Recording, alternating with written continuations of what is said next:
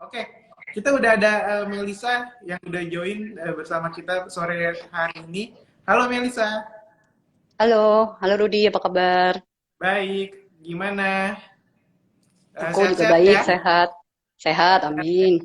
Oke, semoga Melisa tetap semangat untuk di sore hari ini meskipun cuacanya tuh sendu-sendu gimana, tapi Iya, semoga kita juga tetap semangat ya untuk dari ya. Instagram Live hari ini. Oke, Melisa, mungkin langsung aja ya kita ke topik pembicaraan hari ini, di mana kalau kita lihat saat ini IPO sudah mencapai kurang lebih 39 perusahaan di Bursa Efek Indonesia ya Mel, di mana Ya. kemungkinan juga akan terus bertambah sampai dengan akhir tahun di 2021 ini. Oke. Untuk dari Melisa sendiri bisa jelasin nggak sih apa dasarnya IPO itu dan mengapa perusahaan harus IPO? Coba mungkin Melisa bisa elaborasi nggak tentang topik kita hari ini? Silakan. Oke, thank you banget pertanyaannya. Jadi, ada dua pertanyaan. Yang pertama, apa sih IPO itu? Yang kedua, kenapa perusahaan harus atau mau melakukan IPO? Nah, ada pepatah bilang, nggak kenal maka nggak sayang. Oke, jadi kita mulai kenalan dulu nih sama yang namanya IPO. Mulai dari singkatannya dulu. IPO itu sendiri singkatan dari Initial Public Offering, atau kalau dalam bahasa Indonesianya adalah penawaran umum perdana saham. Apa sih itu? Singkatnya adalah proses dari suatu perusahaan dari yang awalnya privat itu hanya dimiliki oleh segelintir orang, misalnya founder dan keluarganya gitu, menjadi dimiliki oleh publik, di mana masyarakat secara umum siapapun boleh memilikinya dalam bentuk saham. Itu IPO secara garis besar seperti itu. Nah, lalu kenapa sih perusahaan itu pada senang mau IPO gitu? Yang pertama adalah pasti karena duit, karena cuan gitu kan. Jadi kalau perusahaan itu IPO, kan dia akan dapat dana segar nih dari masyarakat. Nah, dananya itu bisa dia gunakan untuk mengembangkan usahanya. Misalnya untuk modal kerja, untuk bangun pabrik, untuk ngembangin produk. Nah, itu yang pertama. Yang kedua adalah untuk membantu si perusahaan itu sendiri meningkatkan operasional dan pengendalian internalnya, atau kalau bahasa kerennya GCG, Good Corporate Governance. Kalau yang awalnya itu dia masih perusahaan private, tertutup, kan nggak ada yang tahu tuh, dia aja yang ngelola, mau dikelola kayak apa, kita nggak akan pernah tahu. Yang penting kita tahu ada perusahaan, atau mungkin kita nggak tahu gitu, yang penting cuan aja gitu. Nah, kalau dia udah jadi perusahaan publik, otomatis kayak semua mata memandang, semua mengawasi, termasuk regulator nih, bursa, OJK, terutama juga investor. Kan investor sudah chip in, sudah menanamkan dananya. Pasti dia mau sesuatu yang untung dong, yang bagus. Nah, jadi kalau misalnya ada apa-apa dari pengendalian internal perusahaan itu, publik atau masyarakat akan juga ikut mengawasi gitu. Misalnya dapat teguran dari regulator, atau misalnya melalui whistleblower dan lain-lain gitu. Itu yang kedua. Yang ketiga, akan dapat keuntungan privilege berupa potongan pajak sebesar 5%. Karena kalau kepemilikan saham itu dimiliki oleh publik lebih dari 40%, maka si perusahaan bisa dapat diskon lah, istilahnya diskon pajak sebesar 5%. Gitu sih kurang lebih manfaatnya, kenapa kok perusahaan pada seneng nih mau IPO kayak gitu. Oke, menarik. Kalau misalnya dari IPO sendiri memang tadinya perusahaan yang tertutup ya Mel, akhirnya terbuka Ya, dan saham-saham pun bisa dimiliki oleh orang lain atau masyarakat luasnya. ya, Jika memang tertarik ya, dengan perusahaannya atau industrinya seperti itu ya. Terus juga ya, perusahaan yang melakukan go public atau IPO itu memang akan mendapatkan keringanan pajak ya yang tadi Melisa bilang. ya, Tentunya itu juga akan berpotensi meningkatkan dari sisi net profit margin dan juga laba bersih. Kayak gitu ya Mel ya, secara garis besarnya benar ya. banget. Ya, Oke, menarik Mel. Tentu kan ada pertanyaan selanjutnya nih, karena memang ini hari ini terkait dengan investment banking nih. Kira-kira peranan dari investment banking itu terhadap perusahaan IPO tuh seperti apa sih Mel? Karena setahu saya kan saat ini perusahaan-perusahaan sekuritas cukup banyak yang juga memiliki divisi investment banking. Apalagi kalau kita lihat saat ini jumlah perusahaan yang melantai di bursa efek terus bertambah setiap tahunnya dan juga memang semakin beragam juga untuk dari sektor-sektornya. Nah, Coba deh, Melisa bisa nggak kasih elaborasi ke teman-teman MNCers hari ini peranan dari investment banking terhadap perusahaan yang ingin melakukan go public atau IPO itu seperti apa, Mel? Silahkan. Oke, jadi peranan investment banking dalam proses IPO itu sebenarnya cukup besar atau bisa dibilang penting lah gitu. Kenapa? Karena dia sebagai penjamin pelaksana emisi atau underwriter yang mungkin teman-teman sering dengar, dan juga sebagai koordinator dari seluruh proses IPO dari awal sampai akhir nih sampai listing di bursa. Nah, perannya apa aja sih gitu?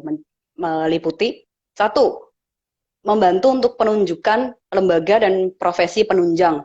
Nah, dalam proses IPO ini, underwriter atau investment banking tidak bekerja sendiri, dibantu oleh beberapa lembaga atau profesi penunjang, misalnya konsultan hukum atau yang biasa disebut KH, konsultan KAP, Kantor Akuntan Publik, terus BAE, Biro Administrasi Efek, percetakan, notaris, appraisal.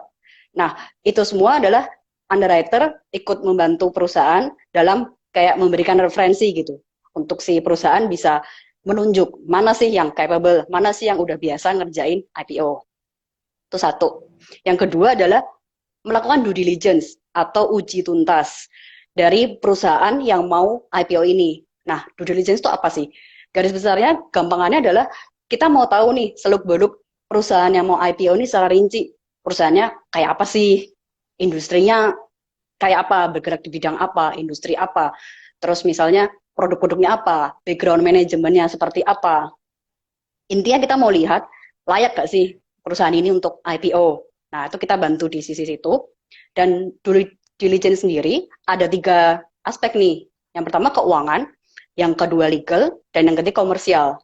Nah, yang legal di handle oleh KH atau konsultan hukum, yang keuangan oleh KAP atau auditor, dan underwriter dari sisi komersialnya. Nah, cuman bukan berarti kita cuman pegang komersialnya aja gitu. Seperti yang tadi saya sempat mention kalau kita adalah koordinator, jadi kita mengkoordinir nih kerjaan, tugas, tanggung jawab dari lembaga profesi penunjang yang lain, apakah mereka sudah on track sesuai dengan timeline dan bisa deliver pekerjaan tepat waktu gitu. Jadi di satu sisi kita responsibel terhadap pekerjaan kita dan kita mengawasi pekerjaan satu tim IPO tersebut gitu. Nah, terus kita juga mengkoordinir semua persiapan dokumen yang di-require oleh regulator, prospektus, pengumuman di koran, dokumen-dokumen terkait yang harus disubmit ke regulator. Termasuk juga kita bantu untuk set jadwal IPO. Kapan harus due diligence, mulai kapan, selesai kapan, registrasi, dan seterusnya hingga listing di bursa. Kayak gitu.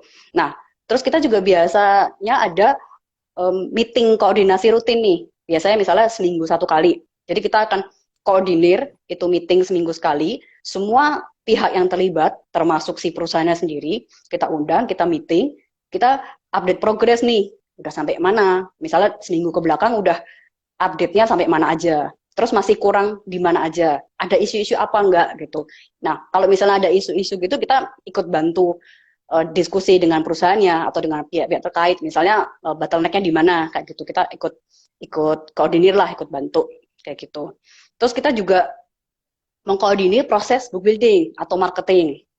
Terus juga ya intinya adalah mendampingi lah, membantu si perusahaan yang mau IPO ini dari proses awal sampai akhir supaya lancar dan sukses. Kurang lebih seperti itu.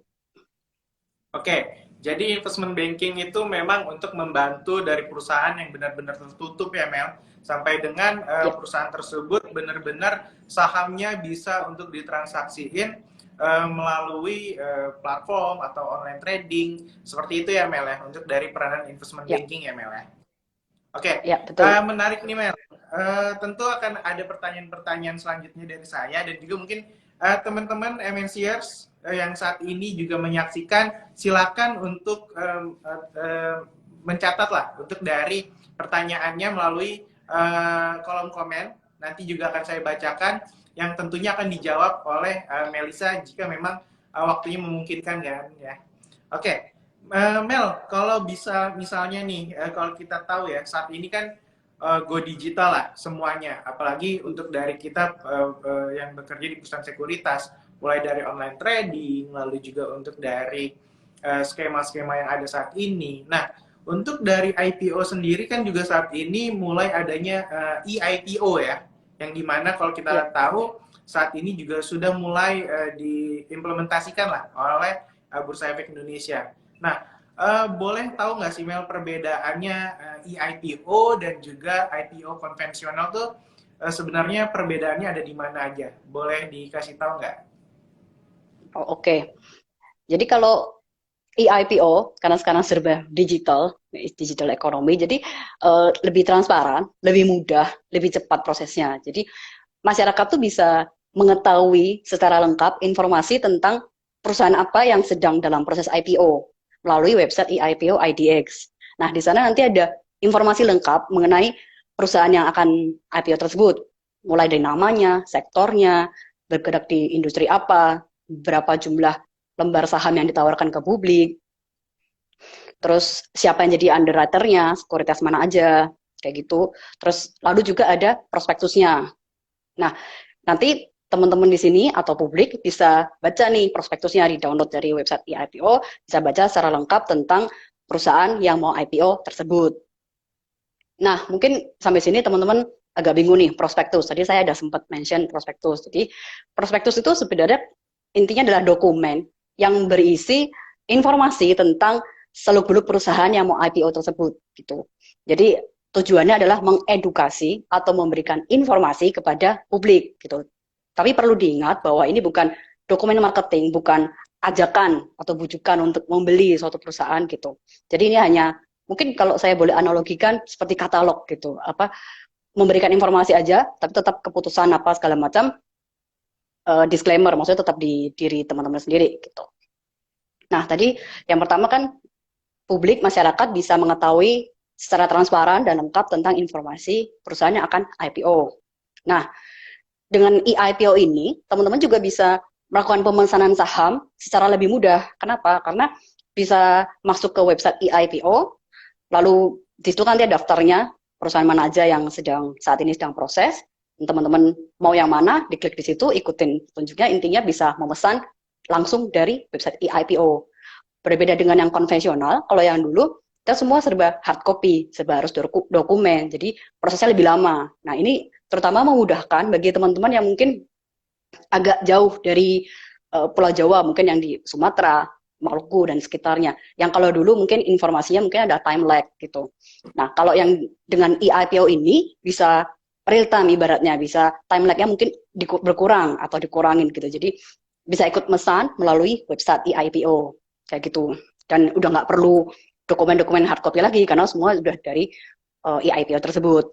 Nah, setelah teman-teman tadi udah bisa pesan, nah teman-teman juga bisa memantau sendiri nanti ujung-ujungnya apakah dapat sahamnya atau tidak, kalau dapat berapa, apakah sesuai dengan permintaan di awal, juga bisa nanti dipantau dari e-IPO tersebut, di mana nanti akan mendapatkan konfirmasi melalui email. Begitu sih kira-kira, jadi intinya sih lebih transparan, lebih mudah, lebih cepat. Oke, jadi sebenarnya untuk dari digital sendiri justru itu tidak menghilangkan esensi dari yang konvensional ya. Justru memang Ya. memudahkan untuk dari sisi baik dari apa namanya administrasi, lalu juga untuk dari penawaran kepada calon klien atau calon dari investor perusahaan-perusahaan yang ingin menginvestasikan di perusahaan tersebut. Kurang lebih seperti itu ya, Mel ya. Ya, benar banget. Oke, menarik nih Mel. Kalau kita lihat ya, untuk dari misalnya lah perusahaan yang mau IPO kan biasanya kan melakukan public expose ataupun memang menerbitkan yang tadi kata Melisa yaitu prospektus. Nah, biasanya kan itu di kolom-kolomnya terdapat kayak tanggal-tanggal gitu Mel. Yang nama-namanya mungkin teman-teman MNCers ada yang belum tahu apa itu namanya book building, lalu itu pooling dan juga kalau kita tahu kan ada dari tanggalnya itu pun berbeda-beda. Nah, Melisa bisa nggak untuk kasih teman-teman insight nggak sih terhadap untuk dari book building itu apa, pooling apa, seperti kan biasanya yang saya baca masa penjatahan, masa distribusi, lalu yang lain-lainnya. Itu bisa nggak Melisa kasih gambaran ke teman-teman sore hari ini? Oke, thank you untuk pertanyaannya. Jadi karena udah sampai sini, aku sekalian jelasin secara lengkap aja supaya mungkin teman-teman di sini MNC Search bisa dapat gambaran nih secara utuh proses IPO. Gitu. Jadi awalnya itu mulai dari due diligence atau uji tuntas yang tadi aku sempat sebutin di awal. Jadi tentang kita proses mau tahu dulu nih perusahaannya kayak apa, layak apa enggak, manajemennya dan sebagainya, keuangannya, untuk due diligence. Nah, setelah dari due diligence, kurang lebih biasanya 3 minggu sampai 1 bulan, tergantung kompleksitas dari perusahaan, maka akan masuk ke masa registrasi ke regulator, OJK dan bursa. Nah, registrasi ini ada 3 kali nanti, registrasi 1, 2, dan 3. Nah, kita mulai dari registrasi 1, kita submit nih semua dokumen dan kelengkapan yang OJK bursa minta. Kita submit dan mereka nanti akan review tentang keterbukaan informasi yang udah disajikan tersebut, apakah mereka masih merasa belum comfort, masih perlu ada yang ditambahkan, atau misalnya mereka ada yang mau minta konfirmasi dari pengungkapan informasi tersebut. Nah, mereka review, lalu mereka akan kasih komen atau kasih input ke kita. Ditujukannya ke underwriter, nanti kita bantu untuk perusahaan yang menjawab. Nah, jadi prosesnya tuh kayak mirip skripsi gitu. Jadi kalau misalnya pas skripsi dulu kuliah kan kita bikin draftnya, kita bikin dulu susun, nanti kasih ke dosen pembimbing atau dospem, nanti mereka akan review, kasih komen, input dan sebagainya, balikin ke kita, terus kita revisi, kita akomodir, kita balikin lagi, tiktokan gitu terus sampai bersih komennya gitu kan. Nah, ini sama. Jadi kita akomodir semua komen dari bursa OJK, lalu kita submit lagi. Kalau sudah selesai, kita submit lagi ke mereka, namanya registrasi 2 OJK. Nah, setelah registrasi 2, nanti mereka kalau merasa udah comfort, nggak ada komen lanjutan, maka mereka si OJK ini akan memberikan pernyataan pra-efektif. Nah, pernyataan pra-efektif ini apa? Adalah izin untuk si perusahaan ini boleh melakukan proses marketing atau pemasaran awal ke calon investor tentang si perusahaan yang mau IPO ini. Jadi istilahnya kayak macam tes market lah, tes minat. Ini ada perusahaan A nih, PTA mau go public. Masyarakat gimana?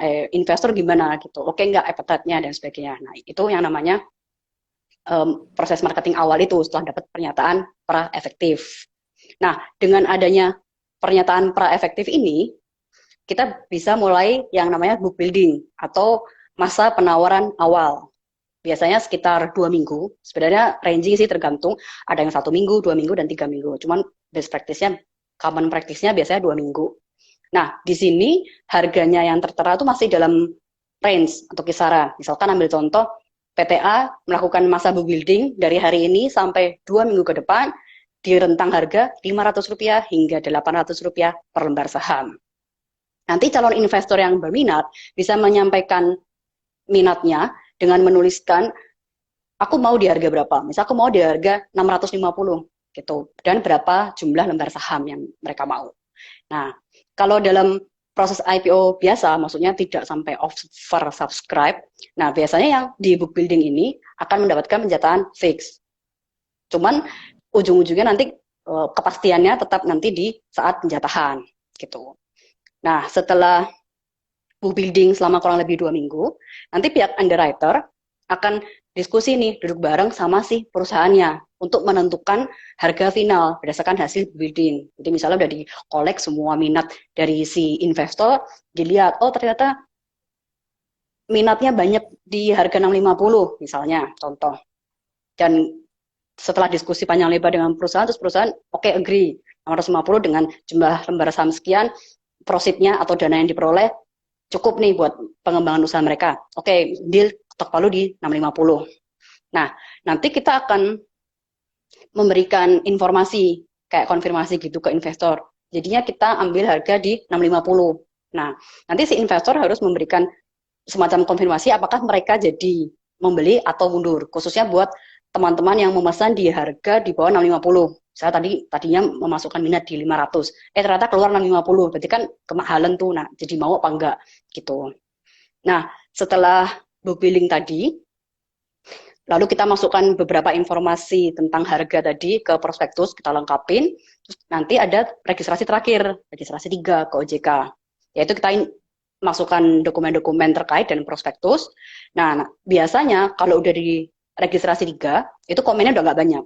Bahkan mungkin udah nggak ada. Kalaupun ada, minor lah, kayak cuma masalah mungkin format dan sebagainya gitu. Nah, lalu OJK akan mengeluarkan surat pernyataan efektif. Apa sih ini?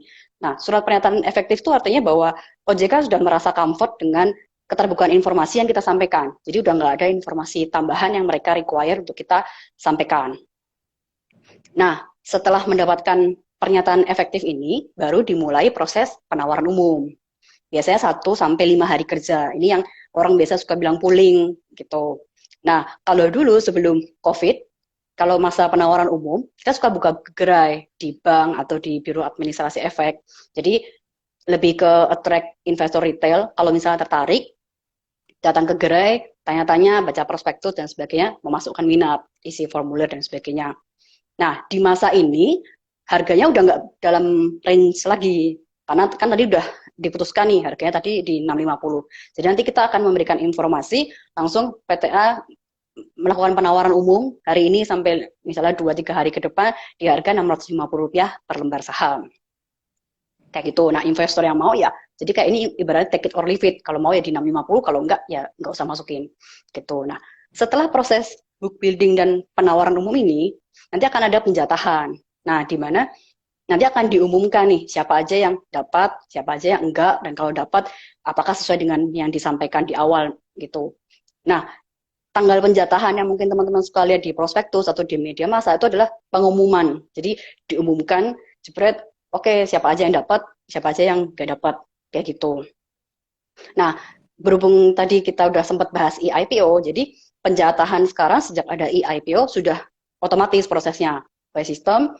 Nanti akan dapat konfirmasi via email, Anda dapat berapa, Anda tidak dapat. Kalaupun nanti harus ada refund, juga refundnya langsung dikreditkan ke rekening investor gitu. Jadi kesimpulannya investor tuh sudah bisa pesan di masa book building, penawaran awal. Kan book building itu di awal kan tadi. Nah, jadi dulu sebelum e-IPO mungkin ada beberapa orang yang nggak ngeh gitu atau mungkin kelewatan nih proses book building. Nah, bagi yang kelewatan bisa pesan di masa penawaran umum. Gitu kalau dulu sebelum COVID dengan datang ke gerai atau kalau sekarang udah ada e-IPO gampang aja langsung akses e-IPO. Kayak gitu sih. Mungkin saya mau nambahin dikit tadi karena masih berkaitan. Jadi mungkin teman-teman sering dengar public expose. Public expose yang kalau dulu sebelum COVID kan kita suka adain misalnya di hotel, di restoran, jadi ada makanan, ada souvenir gitu. Nah, public expose ini apa sih gitu. Nah, ini adalah kegiatan pemaparan dari sebuah perusahaan yang mau IPO kepada publik tentang kondisi perusahaan, overview-nya, industrinya, termasuk prospeknya 5 tahun ke depan. Nah, dan rencana IPO meliputi jumlah lembar sahamnya, nanti dana IPO dipakai buat apa, terus underwriter-nya siapa aja, profesi penunjangnya siapa aja, jadwal IPO, tanggal-tanggal penting, kayak gitu. Nah, ini biasanya akan menandakan dimulainya masa book building. Misalnya hari ini public expose, berarti hari ini mulai book building hari pertama, kayak gitu. Nah, di akhir public expose, nanti biasa akan diumumkan tuh, oke, mulai hari ini sampai 2 minggu ke depan kita mulai masa book building dengan kisaran harga, misalnya tadi Rp500 sampai Rp800 per lembar saham, kayak gitu. Gitu sih. Nah, Rudi, tadi kan gue udah nyebutin, jelasin banyak tentang IPO. Nah, sekarang gue pengen nanya nih, penasaran. Kan tahun ini kita udah lihat ada beberapa perusahaan yang IPO di bursa. Nah, menurut Rudi dari sudut pandang analis, gimana sih cara sederhana buat investor dalam memilih saham IPO? Harus lihat apanya, mana yang bagus, mana yang harus dilihat, dan sebagainya. Oke, menarik ya pertanyaannya ya. Kalau kita lihat saat ini kan dari kurang lebih ya 39 perusahaan yang baru melantai di Bursa Efek Indonesia di tahun 2021 ini cukup banyak untuk dari sektoralnya sendiri. Seperti Bukalapak lah, salah satu e-commerce yang baru satu-satunya saat ini ya, sampai dengan saat ini masih satu-satunya e-commerce yang memang melantai di Bursa Efek Indonesia. Terlebih selain dari itu, juga ada beberapa memang sektor-sektor lainnya yang juga masih mencatatkan IPO di Indonesia ya. Nah, oke, untuk dari teman-teman MNCR sendiri ya, sebenarnya cukup mudah untuk dari melihat potensi perusahaan-perusahaan IPO tersebut.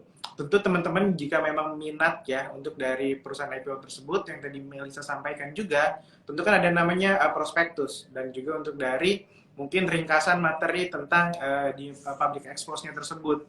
Teman-teman kan bisa lihat juga mengenai untuk dari profit and loss-nya seperti apa, lalu juga untuk dari balance sheet-nya seperti apa. Teman-teman cukup lihat untuk dari perusahaan tersebut di mana teman-teman bisa melakukan valuasi secara sederhana dengan menggunakan multiple valuation. Mungkin teman-teman bisa untuk melihat bagaimana untuk dari PE-nya, lalu juga untuk dari PBV-nya, dan juga atau EV/EBITDA-nya seperti apa. Untuk dari perusahaan yang teman-teman ingin investasi di perusahaan yang baru IPO tersebut, apakah level PE, PBV, atau EV/EBITDA-nya saat ini lebih tinggi atau lebih rendah dari peers. Kalau misalnya memang untuk dari ketiga tersebut bisa dikatakan lebih rendah untuk dari peersnya sendiri, teman-teman mungkin bisa untuk meningkatkan consider teman-teman untuk membeli saham IPO tersebut. Tapi untuk jika teman-teman melihatnya, oh BE atau BV atau EV/EBITDA-nya itu udah di atas dari peers nih, terus juga untuk dari estimasi atau forecastingnya sendiri juga kemungkinan kedepannya juga level-levelnya masih di atas peers. Nah, teman-teman mungkin bisa memasukkan itu sebagai risiko terhadap perusahaan baru yang melantai di Bursa Efek Indonesia tersebut.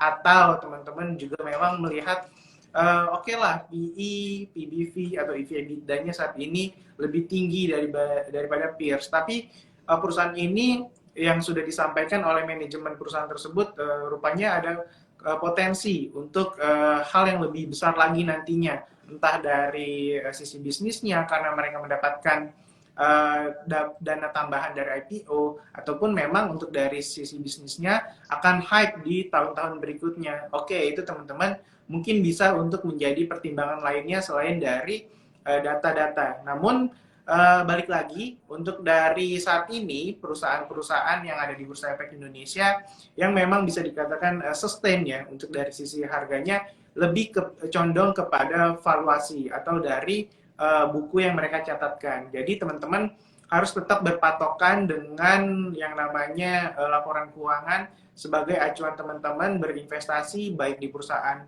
yang baru IPO ataupun yang sudah existing hingga saat ini. Kurang lebih sih kayak gitu aja, Mel.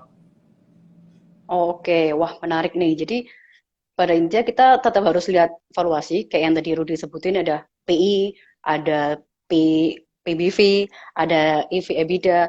Kalau misalnya di bawah peers berarti murah begitukah? Jadi layak dibeli, Ya, dikonsider. Dan kalau misalnya lebih tinggi, istilahnya kayak itu terlalu mahal gitu ya. Jadi kalau saya tangkap. ya betul banget. Oke, oke. Jadi teman-teman udah dengar dari penjelasannya Rudy bahwa kalau misalnya untuk kita mau lihat nih perusahaan yang mau IPO, cocok nggak atau layak nggak kita beli, kita harus melihat dari evaluasinya dengan rasio-rasio tadi, PI, PBV, dan EV/EBITDA, bandingin sama peers-nya, dan habis itu juga lihat dari prospek perusahaan ke depannya, kalau misalnya bisa dapat press release-nya atau mungkin materi presentasinya dari si perusahaan itu, kalau misalnya ternyata wah bisnisnya oke nih 5 tahun ke depan dia ada pengembangan usaha, pengembangan bisnis yang kira-kira oke gitu, maksudnya bisa meningkatkan nilai perusahaan, maka itu layak untuk di-consider, itu kan ya kurang lebih. Ya, betul. Oke, berarti Oke, oke Mel. Kita kan yes. dari tadi udah bahas nih tentang mekanisme IPO nih. Untuk dari MNC Sekuritas juga tentu akan menerima-nerima aja ya. Kalau misalnya memang ada perusahaan yang ingin mendapatkan juga jasa dari MNC Sekuritas sebagai fasilitator lah untuk dari perusahaan-perusahaan yang IPO. Kalau misalnya ada perusahaan ataupun teman-teman yang saat ini menyaksikan, kira-kira nih untuk dari teman-teman tersebut bisa menghubungi investment banking MNC Sekuritas melalui siapa ya, Mel? Oh, oke. Jadi teman-teman di sini mungkin yang berminat untuk IPO atau mungkin mau diskusi tanya-tanya dulu, bisa menghubungi tim investment banking MNC Sekuritas, bisa melalui call center atau resepsionis dulu, nanti lalu dihubungkan ke tim investment banking seperti itu.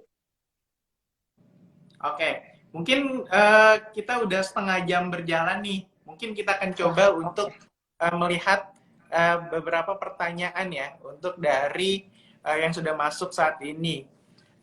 Dari Lemone Salty, apakah ada syarat-syarat saham IPO memilih siapa underwriter-nya? Itu dari Lemone Salty.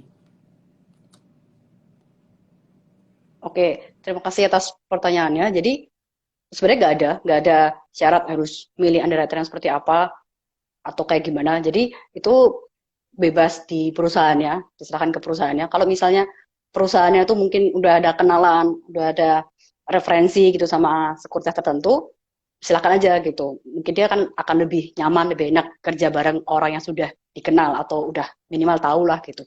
Tapi kalau misalnya belum punya gambaran, belum punya kenalan gitu, yang penting asal sekuritasnya itu terdaftar di OJK, sah-sah aja sih gitu. Oke, ada pertanyaan selanjutnya dari Sakura Cika 011. Gimana cara tahu IPO perusahaan yang bagus ya, Min? Takutnya cuma buat exit si owner. Bisa, mungkin Melisa dulu jawab, nanti coba saya bantu sih. Silakan, Mel. Oke. Ya, jadi balik lagi kayak tadi saya udah sempat singgung di depan. Jadi kalau bisa ada perusahaan mau IPO, kan nanti akan ada pemberitahuan ke publik, kayak misalnya tadi prospektus atau pengumuman di koran gitu. Nah, teman-teman bisa lihat dari bisnisnya, kegiatan usahanya, terus dari proyeksinya, dari prospek bisnisnya, kurang lebih seperti apa. Dan di situ kan juga ada manajemennya, backgroundnya. Mungkin teman-teman juga bisa melakukan googling, background searching sendiri gitu untuk comfort. Itu kalau dari sisi perusahaannya. Kalau dari sisi keuangannya, saya bisa relate ke yang tadi Rudy sempat mention, dari rasio-rasionya, teman-teman bisa coba cek dan compare ke peers. Kurang lebih sih seperti itu kalau dari saya. Ya, mungkin saya nambahin ya untuk dari Melisa tadi, teman-teman juga tentu bisa lihat ya untuk dari jumlah proceed yang dikeluarkan oleh perusahaan tersebut. Apakah memang dimungkinkan bisa dikatakan terlalu besar atau terlalu kecil lah seperti itu. Jika memang kalau misalnya lebih dari 50%, tentu kan ini juga menjadi pertanyaan publik ya, kok dia mau mengeluarkan untuk dari proceednya lebih dari 50%. Nah, teman-teman tentu juga harus lihat dari besaran proceed tersebut. Tentunya juga pasti ada pertimbangan lah untuk dari perusahaan-perusahaan tersebut. Kenapa dia mau untuk proceednya sekian besar, itu juga tentu teman-teman perhatikan juga. Oke, pertanyaan selanjutnya nih, cukup banyak pertanyaan yang udah masuk nih. Kali ini dari Reza Lukito. Berapakah minimal aset perusahaan yang bisa IPO? Apakah perusahaan bisa menunjuk profesi penunjang? Oke, terima kasih untuk pertanyaannya. Jadi kalau di bursa itu ada terbagi 3 papan, papan utama, papan pengembangan, dan papan akselerasi. Papan utama adalah buat perusahaan yang besar, big gitu. Jadi asetnya 100 miliar rupiah ke atas gitu. Papan pengembangan tengah-tengahnya, dan papan akselerasi ini baru-baru ini, mungkin 3-4 tahun belakangan ini di launch oleh bursa, dalam rangka bursa mau mengencourage untuk perusahaan-perusahaan di Indonesia yang untuk lebih banyak bisa melantai di bursa, karena kita tahu bahwa di Indonesia kebanyakan perusahaan UMKM, perusahaan keluarga, di mana dari segi size-nya dibanding yang tadi di papan utama sangat jauh gitu kan. Nah, itu bisa masuk di papan akselerasi. Nah, untuk mendukung dari semangat bursa ini, OJK pun juga mengeluarkan peraturan di mana UMKM udah bisa. Jadi untuk perusahaan menengah itu asetnya di atas 50 miliar sampai 250 miliar. Perusahaan kecil di bawah maksimal 50 miliar, 50 miliar ke bawah gitu. Ya kurang lebih 50 miliar lah gitu. Itu udah bisa. Nah, tadi sore pertanyaan kedua, profesi penunjang. Nah, profesi penunjang itu bisa dua sisi nih. Si perusahaan, kalau misalnya dia udah punya kenalan atau udah tahu, dia bisa langsung menunjuk sendiri. Tapi kalau misalnya belum punya kenalan, misalnya dia masih awam nih sama orang-orang pemain market. Nah, biasanya yang akan ditunjuk pertama adalah underwriter. Nanti dari kita akan membantu untuk memberikan referensi profesi penunjang dan lembaga penunjang mana aja yang udah biasa handle IPO dan yang udah biasa kerjasama sama si underwriternya. Gitu. Jadi kita bisa kasih beberapa rekomendasi, referensi, dan nanti tetap keputusan untuk memilih atau menunjuknya di tangan si perusahaan. Kurang lebih seperti itu. Oke, ini ada pertanyaan lanjutan dari Reza Lukito. Mungkin ini lebih tepatnya ke saya ya. Mana yang lebih bisa dijadikan acuan untuk pembelian saham? Apakah PER atau PBV? Oke, menarik. Kalau untuk dari PI sendiri ya, itu adalah melihat dari EPS perusahaan, apakah memang sustain dari 3 tahun atau dengan 5 tahun terakhir. Jika memang untuk dari perusahaan tersebut terus mencatatkan laba atau untuk dari pertumbuhan labanya itu bisa dikatakan stabil, teman-teman bisa untuk menjadikan acuan PE atau PER itu sebagai penilaian terhadap perusahaan tersebut. Tapi jika memang untuk dari EPS atau dari labanya sendiri itu bisa dikatakan fluktuatif, naik turun, itu teman-teman bisa menggunakan acuan dari PBV, di mana memang kalau dari PBV sendiri itu adalah melihat dari kecukupan modal atau dari total equity perusahaan tersebut.